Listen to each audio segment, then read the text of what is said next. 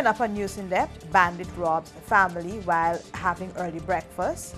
Quarantine businessman launches solar farm, and public servants to be paid late this month.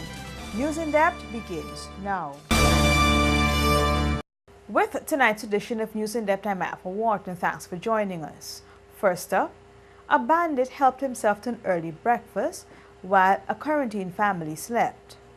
Two quarantine families are counting their losses after a bandit dressed in woman's attire carried out two daring robberies in separate villages, number 45 and 49.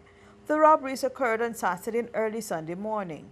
The woman, a 27-year-old pregnant mother of one, said she was in her bed when she awoke to the man standing over her. I seen a touch like flashing in my eye whole time, and a cutlass around after my neck.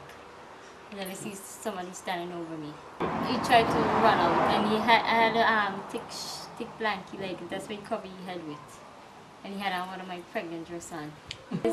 When I came down, I see you can tell when a car door is open, it's not really locked in all the way. So I went to go pick the car, I see the car open, and I search for the other key because I have two keys. I have a spare key and another key, and then search the whole car, and then I see the key there from the seat. They must have tried to start it or something, but the battery was dead.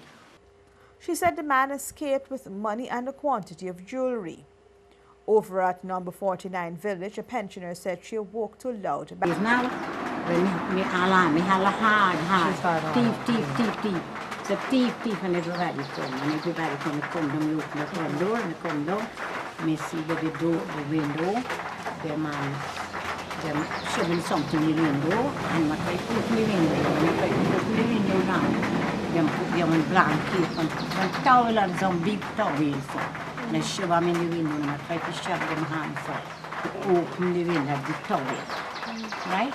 And after I shove the hand to open the window, the towel left on the window. Her husband, a licensed firearm holder, said he fired several warning shots to scare off the bandit.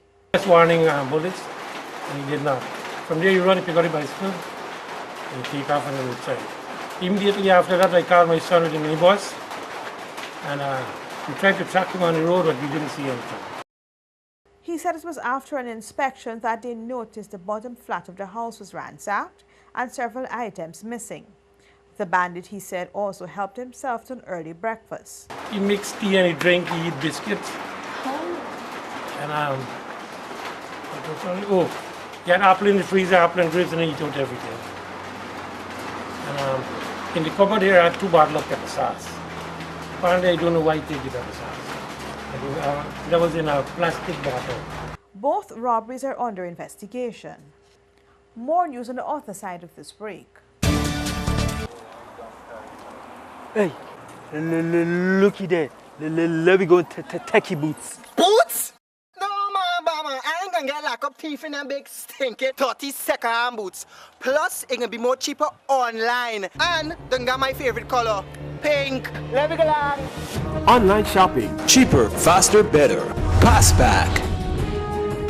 Nothing compares to the class and beauty of Beeson Windows and Doors. Engineered by professionals and built to last longer than the competition. Buy 10 windows and get one 24x16 bathroom window absolutely free. No tricks, no gimmicks, and no hidden fees. Prices starting from $13.5 VAT inclusive. So visit our showroom today at Lot 1228 New Eccles Industrial Site or BPAT's building on Regent Street and save big on UPVC or aluminum windows. To order now, call 622-4197 or 226-1292.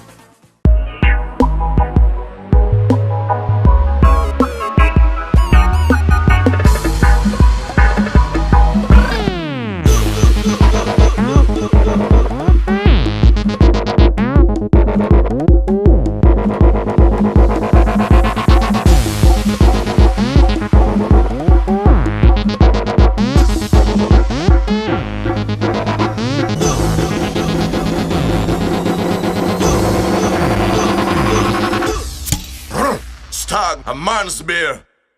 Welcome back. A quarantine businessman has launched a solar farm. Is moving into the green energy sector and is doing so in a big way. On Friday, the company launched its innovative and developmental friendly green energy system at Nanpasod International Communication Inc. in quarantine. The $110 million facility was declared open by Prime Minister Moses Nagamoto. The Prime Minister applauded the company for their initiative and said the investment paves the way for other investors. The entire Guyana, we hope by 2025, we hope could transition to renewable energy, to clean energy, to cheap energy. We are trying, in this year, we have budgeted over $250 million to start a program in Mabaruma, in Lethem, in Madhya, in Bartika, where there will be fuel solely from solar panels and from other sources of renewable energy. This is all part of the government's plans to implement the use of renewable energy. Vajendra Prasad, the Chief Executive Officer of Prasad International Communication Inc., said the global drive for solar power prompted the investment, which is more cost-effective. What we have here at NVIC is we installed a 220 kilowatt solar system. The cost of it is roughly about $520,000 US, and it generates on a daily basis roughly about 1,000 kilowatt hour of power. The company is giving the utility company GPL some 30% of the power it produces, free of cost. Public servants will be paid late this month. Public servants will be paid their January salaries before the end of this week. Finance Minister Winston Jordan gave the assurance after public servants began voicing their concerns.